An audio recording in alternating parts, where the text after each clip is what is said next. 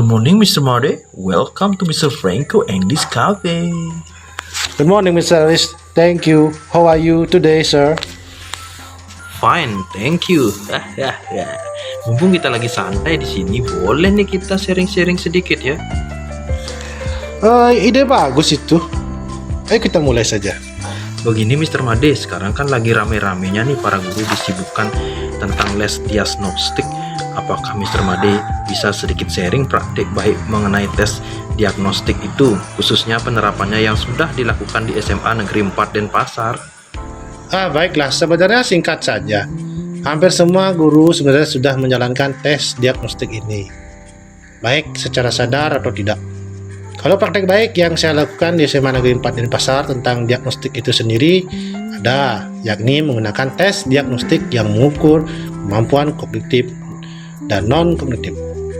Kedua hal itu saya lakukan dengan menggunakan Google Form.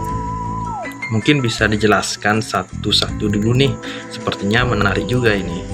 Untuk instrumen diagnostik kognitif biasanya saya integrasikan dengan instrumen EFZ yang berdurasi 15 menit.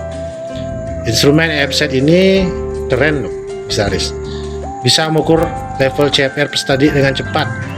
Ya tahu sendiri kan, level CFR itu yang standar Eropa itu yang dimulai dari kemampuan bahasa Inggris dasar A1, A2, B1, B2, C1 dan C2.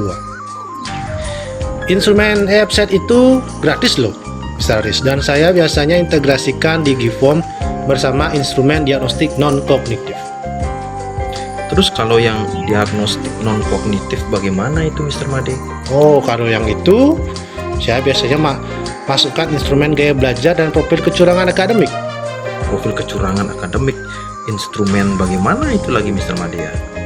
Kalau yang profil kecurangan akademik itu biasanya itu instrumen yang digunakan untuk mengukur kesulitan-kesulitan peserta didik sehingga memunculkan niat-niat peserta didik untuk berbuat curang secara akademik, seperti misalnya nyontek, plagiat, dan copy paste jawaban.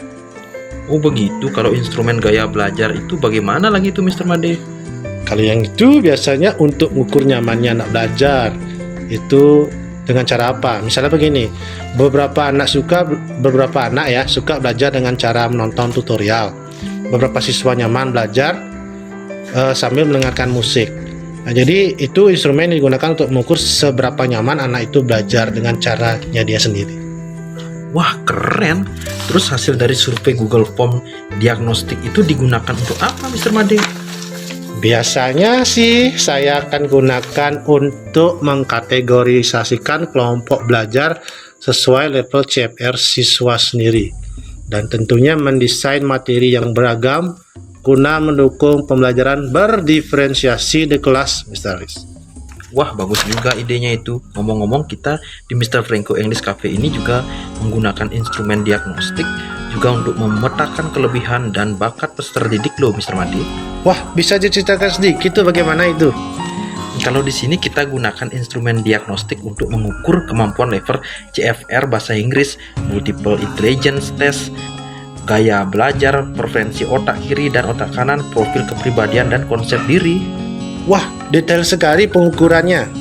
Ya dong, itu semua dilakukan supaya bisa memberikan jalan dan hal yang terbaik tentang kekuatan dan kelemahan peserta didik sendiri agar supaya mereka lebih mengenal diri mereka sendiri lebih baik gitu, Mr. Made.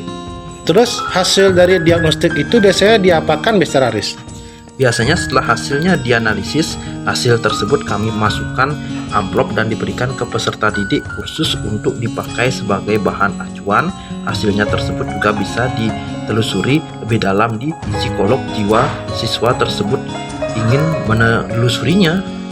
Apakah ada biaya tambahan jika ingin mengetahui bakat siswa dengan instrumen diagnostik ini, Mr. Aris?